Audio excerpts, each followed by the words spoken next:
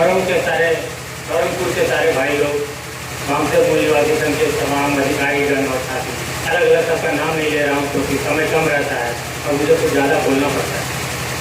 आज महिषासुर हमारे पूर्वज उनके शहादत दिवस पर मैं आप सबका अभिवादन करता हूँ और कुछ खास बातें बताऊंगा जो अन्य वक्ताओं ने नहीं कही। यशवंत बाबू ने काफ़ी शोध किया है, रमेश बाबू काफ़ी पढ़ते रहते हैं, ज्योति बाबू पुराने हैं ही, महेश बाबू भी काफ़ी तैयारी करते हैं, लेकिन मैं देख रहा हूँ यहाँ भीड़ में कई लोग हैं जिनको सही बात बिल्कुल नहीं पता होगा। मैं शुरुआत करूँगा, मेरा जो फेवरेट टॉपिक हो गया है वहाँ से देखेंगे आप। गौतम बुद्ध सबसे कोने में है, फिर ज्योतिबा है, फिर सावित्री फुले हैं, उसके बाद जगदेव बाबू हैं, फिर सुबह साहनी है, उसके बाद देखिए सफेद दाढ़ी बाल वाले कौन है ये? पेरियार साहब। ये पेरियार साहब हमारे बहुत बड़े नायक हैं। ये गढ़ी समाज से थे जो कि यादवी होते हैं और दक्षिण भारत के थे, तमिलनाडु से, तो द्रविड़ थे और इन्होंने द्रविड़ मुनेत्र कड़गम नाम का संगठन बनाया, पार्टी बना ली। क्यों बनाई? उसका मतलब था द्रविड़ों को भी सम्मान मिले, द्रविड़ों के सम्मान के लिए उसका अर्थ किया। साथ ही ये बहुत महान व्यक्ति इसलिए है, इन्होंने मनुवादी ताकतों के आगे, ब्राह्मणों के आगे कभी सरेंडर नहीं किया। इन्होंने अपनी लड़ाई लड़ी और जबरदस्त लड़ाई लड़ी। उस पर आएंगे, बहुत मजा आएगा सुनने में, तारीफ कीजिएगा। लेकिन एक आध बात जो हमारे बुजुर्ग कहा गया उससे हमको बहुत ज्यादा गुरेज है। हमको जो ब्राह्मण ठग रहा है, सता रहा है, वो की कोई सेना कभी नहीं थी। इतिहास गवाह है कि ब्राह्मण कभी लड़ा ही नहीं। हम जिसको देखते हैं जो आपको हाथ में धागा बांधता, कहता है मेरी रक्षा कर, जो आपके हाथ में धागा बांधता आज कहता है मेरी रक्षा कर, क्या कभी वो लड़ाई रहा होगा? नहीं। पश्चिम से जो आए थे वो जो थे ब्राह्मण ने, आज जो है जो आपको ठग रहे हैं वो पूरब से आए। इसीलिए ब्राह्मण आपको कहता है पूरब की ओर देखिए, सूरज को अर्घ दीजिए और चावल अक्षर छिटाता है। पश्चिम में चावल की खेती नहीं होती थी। चावल किधर होता है? पूरब, Bengal, Indonesia, Thailand, Korea, Japan, China, यहाँ पे चावल की खेती होती है। ये शोध का विषय है। अब देख लीजिए कितनी गाँव में आपको ब्राह्मण है जिससे आप डरे हुए हैं, आपको पाखंड सिखाता डराता है। क्या वो पश्चिम से जो आते थे लंबे चौड़े घोड़ा पे बैठ के, क्या वैसा लगता है? किस ब्राह्मण के गाँव में ब्राह्मण घोड़ा घुड़सवारी करता है? घुड़सवारी ब्राह्मण नहीं करते हैं नहीं। तो पश्चिम ये जो है ये पश्चिम वाला नहीं है, ये पूरब वाला ब्राह्मण खतरनाक इसीलिए है कि इसने कभी शासन नहीं किया, कभी लड़ाई नहीं की, लेकिन हमेशा शासक वर्ग तैयार किया, उसकी चापलूसी में घुस गया और लड़ने के बजाय आपस में सबको लड़वा दिया। कि कैसे लड़वाता है ये जानना जरूरी है। ये सबके साथ बैठता है। एक सवाल आया था अभी कुछ सोशल मीडिया पे, हमने भी खड़ा किया। यादव जो था वो गाय भैंस पालता था, घोड़ा ऊंट सब कुछ पालता था, जहाँ भी गया पशुपालक वही था। कोई थे, कुर्मी थे, ये लोग खेती करते थे, फल सब्जी उपजाते थे। माली जो था फूल उपजाता था, कटेरा बर्तन बनाता था। एक सेकंड, लोहा तलवार बनाता था, हथियार बनाता था, बढ़ाई लकड़ी का काम करता था। अब कोई बताए कि ये ब्राह्मण साहब क्या करते थे, इनका पेशा क्या था, इनकी जरूरत क्या थी हमारे समाज में? सारी जातियां पेशे से हैं, कोई बताएगा? किसी को पता तो बता सकते हैं कि ब्राह्मण जो थे उनका पेशा क्या था? पूजा कराना। अगर भगवान है, अगर धर्म है, देवी देवता है, वह पूजा तो हम खुद भी कर सकते थे। पूजा कराने वाला वर्ग कहाँ से आ गया? कि ब्राह्मण ने जब यहाँ ये लोग पहुंचे तो भगोड़े से भाग के आए थे। जब बुद्धिस्ट बौद्ध रिवॉल्यूशन हुआ थाईलैंड वगैरह में, वियतनाम में, तो ये लोग भगा दिए गए। और राम जो है वो पूरी तरह मिथक नहीं है, ये थाईलैंड का देश है, पूरा में एक देश है थाईलैंड, बहुत महाभ्रष्ट देश है। इस थाईलैंड में एक राजा होता है जिसकी पदवी है राम। राम क्या है? नाम नहीं है, राम क्या है? उपाधि है। अभी जो राजा है वहां उसको कहते हैं राम दशम, मतलब 10वां राम। उसका जो पूर्वज था पहला राम, वो ओरिजिनल राम था। राम मतलब राजा। तो ये जब बौद्धों का शासन हुआ तो भाग करके चले आए, इधर बंगाल से होते होते इधर उधर बस गए और इन्होंने कहा कि भाई हम लोग आ गए हैं, हम लोग क्या है, शरणार्थी हैं, रिफ्यूजी हैं, छोटा छोटा काम हमको दे दो, पकड़ा दो। लेकिन ये मेहनती कौम तो नहीं थी। क्या ये बढ़ई का काम कर सकती थी? क्या ये दूध दूध सकती थी? क्या भैंस पाल सकती थी? क्या ये खेती कर सकती थी? नहीं। इसने कहा कि भाई हमको तो ये सब होगा नहीं, क्या तो हम तुमको पुण्य दिलाएंगे। अब यही हम कमजोर पड़ गए। ये आदि किसानों का, खेतिहर पशुपालकों का समाज था। हम लोग काम करते थे, मेहनत करते थे, खाते पीते थे, शादी किया किए, बाद में बूढ़े हुए मर गए। हमको तो इससे मतलब ही नहीं था। हम तो सात लोक पार क्या है, परलोक क्या है, स्वर्ग नरक क्या है, इससे तो हमको मतलब ही नहीं था। किसने हमारे कान भरने शुरू किए, बगल में बैठ जाता था खाली मेहनत करके। हमारे पूर्वज जब कुत्ता रहता जाके कहता था राम राम जी क्या है, ये वो दिस दैट शुरू किया। तो इस लोक में तो पा लिए, मरने के बाद क्या करोगे सोचा है? तुम्हारी आत्मा कहाँ जाएगी सोचा है? तुम्हारे पूर्वज कैसे रह रहे होंगे सोचा है? कि दिमाग में जहर फैलने का काम किसी कौम ने। उसके बाद सारा पाखंड रचा गया। पूर्वज 7 पीढ़ी पहले तुम्हारे पूर्वज थे, उसकी आत्मा भटक रही है, तुमको चैन नहीं होगा। अरे खेती फेल हो गई, अकाल पड़ा, खेती फेल हो गई, हमारा आदमी बेचैन। लेकिन उसको समझ होनी थी इस साल खेती अकाल पड़ा है, फल बर्बाद, फसल बर्बाद हो गई, बाढ़ आया, फसल बर्बाद हो गई, जानवर नष्ट हो गए, अगले साल अच्छा होगा। प्रकृति की देन थी। इसके दिमाग में घुसा नहीं, कुछ पाप किया था तेरे पूर्वज ने, इसीलिए तुम्हारा सब नष्ट हो गया। किसी का जवान बेटा बहादुर था, लड़ गया किसी से, चला गया कहीं दुर्घटना में मर गया। अरे जवान बेटा मर गया, जरूर कुछ गड़बड़ है। तो अनुष्ठान करो, यज्ञ करो, हवन करो, पितरों को खुश करो, देवताओं को खुश करो, तो फलाने देवताओं को खुश करो, उसके लिए चिल्ला देवताओं को खुश करो। तो देवताओं का निर्माण इसने शुरू किया और यही हम कमजोर पड़ गए। हम जो काम कर रहे थे उसके आगे भी हमको अपना दर्शन, अपनी फिलॉसफी को विकसित करना था, हम नहीं कर सके और हमने इसके आगे सरेंडर कर दिया। एक बार में नहीं हुआ, धीरे धीरे पहले एक आदमी को वश में किया, उसके परिवार को वश में किया, फिर उसके पूरे समाज जाति को वश में किया। एक भाई यहाँ बैठा ब्राह्मण, दूसरा भाई दूसरे गांव चला गया, दूसरी जात को वश में किया, तीसरा तीसरी जात को वश में किया। अब हमारे लोग कह रहे हैं भाई कोई जात वाला बड़ा भाई को चल, नहीं, हम नहीं मानते कोई जाति बड़ी है छोटी। हम मूल निवासी की बात करेंगे तो हम सभी जातियों को समान भाव से देखेंगे। सबके गुण अलग अलग है, लेकिन सबके गुण का बराबर इस्तेमाल है। एक जाति अकेले समाज नहीं चला। अब उसने क्या किया, जाति में बांटना उसने शुरू किया। एक बार में नहीं हो गया, सबको कहा रे तुम्हारा ये काम है, इसीलिए तुम श्रेष्ठ हो, तुम सबसे बड़े हो। दूसरे को कहा रे तुम तो ये करते हो, तो ये दूसरा से श्रेष्ठ, तुम सबसे श्रेष्ठ हो। हर जाति को एक भगवान पकड़ाना शुरू कर दिया। हम बढ़ते गए, हम जो हजारों जातियों में बटे, सबके सब यहाँ मेहनती थे, सबके सब श्रम करके अपनी मेहनत कर खाते थे। हमने क्या किया, एक भगवान बना लिया और हम सोचे कि ना उस भगवान के भरोसे हम जी रहे हैं। हम मेहनत कम करने लगे, उस भगवान को चढ़ावा देने लगे, और उस भगवान को जब चढ़ावा जाता था वो किसके घर जाता था, बोलिए ना, ब्राह्मण देवता। ब्राह्मण से ब्राह्मण देवता हो गया, हमको पता ही नहीं चल रहा। कमजोरी कहाँ थी, हम में थी। हम करते हुए ऐसा लिख दिया, हमको भी लिखना चाहिए था। हम मेहनत करके खाते थे, हमें सोच रहा था कि हम कहानी भी लिखें, हम अपने बच्चों को जो पढ़ाए किताब हम खुद लिखें, हम उस पर निर्भर होते गए। साथियों, ये जो परिवार हैं, इनका सबसे बड़ा क्रांति क्या थी, इन्होंने कहा कि हम तो जड़ से मिटाएंगे। जड़ से कैसे मिटाएंगे, तो हम जड़ जाते हैं। आज सुनने में आया कि कहीं हमारा कार्यक्रम नहीं करने दिया, क्यों दुर्गा को गाली देते हो, दुर्गा को बुरा भला बोलते हो। उन्होंने पेरियार साहब ने क्या किया, तमिलनाडु में एक बड़ी सी गाड़ी वैन निकालते थे, ड्राइवर रखते थे, उसके ऊपर देवी देवताओं की मूर्ति रखते थे, जूता का माला पहनाते थे, हाथ में चाबुक लेते थे, सवारी निकल जाती थी पूरे गुजरात में, तमिलनाडु में।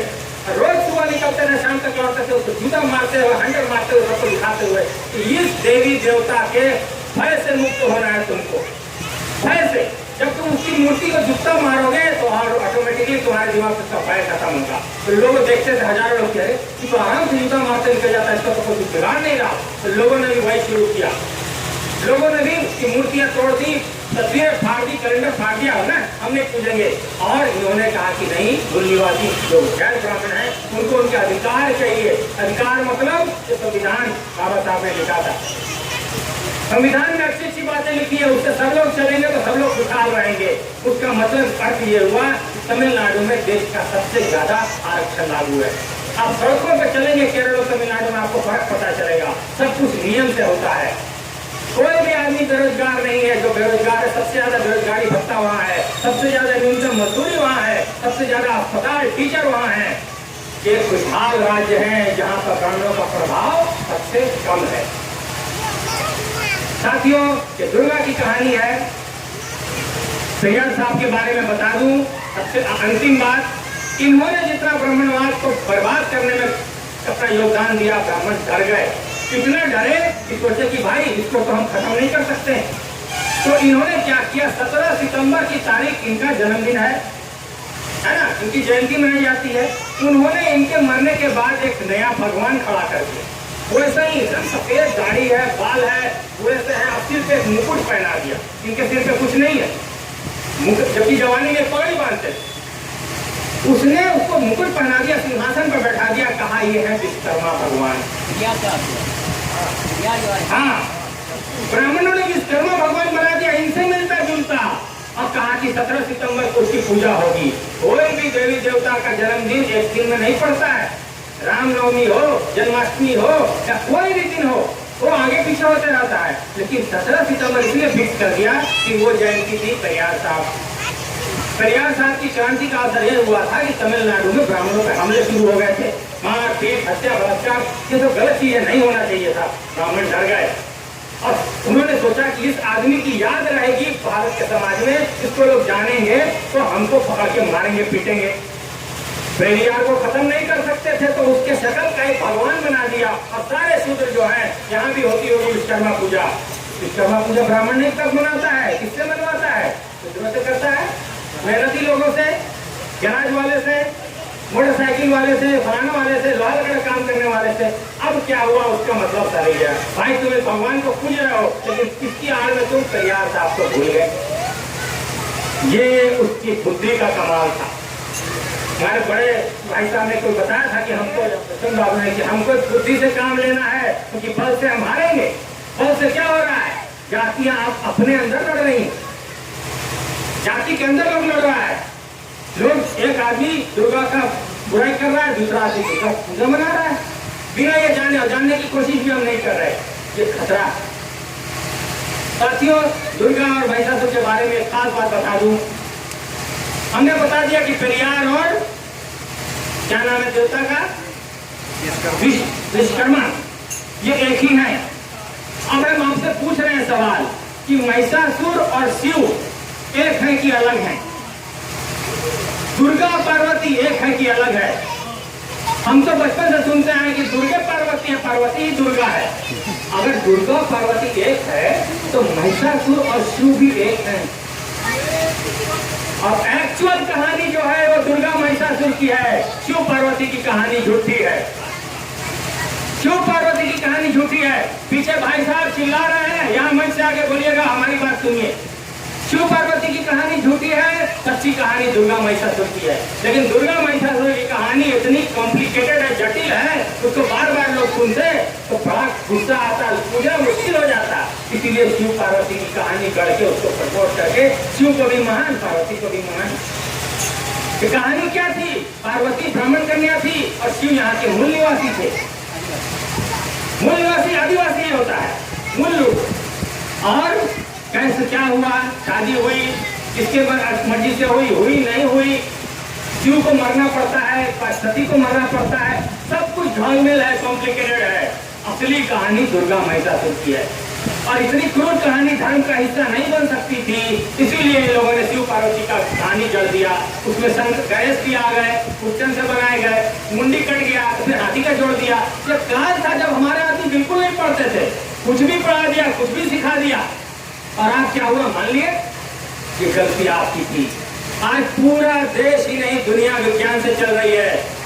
ये माइक विज्ञान की देन है, जनरेटर चल रहा है विज्ञान की देन है, ये कुर्सी टेबल विज्ञान ने बनाया है, ये भी मिल में बन के आया विज्ञान में। तो आप कैसे अनाप शनाप बातें करते थे कि हमारा वैज्ञानिक था और किसी का मुंडी किसी में जोड़ दिया। हाथी का सिर आदमी के बॉडी में जोड़ सकता है?